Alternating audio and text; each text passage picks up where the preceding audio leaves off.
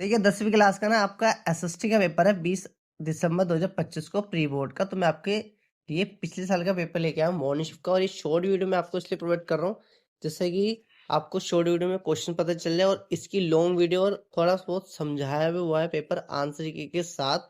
तो आपको long video आपको कमेंट बॉक्स में मिल जाएगी, या तो आप थोड़ा नीचे एरो बना होगा उस पर क्लिक करेंगे तो वहाँ पे क्लिक करके भी चेकआउट कर सकते हैं। ठीक है, पूरी वीडियो बनी हुई है। शॉर्ट वीडियो में 1 मिनट की लेके आया हूँ जिसमें आप थोड़ा बहुत रिव्यू कर लो पेपर का पैटर्न कैसा है, कैसे क्वेश्चंस आए हैं, और आपको इसमें से कितने क्वेश्चंस आपको आते हैं। ठीक है, और लॉन्ग वीडियो बनी हुई है, आपके हर सब्जेक्ट के पेपर की वीडियो डाली हुई है, मैथ की, हिंदी की, इंग्लिश की।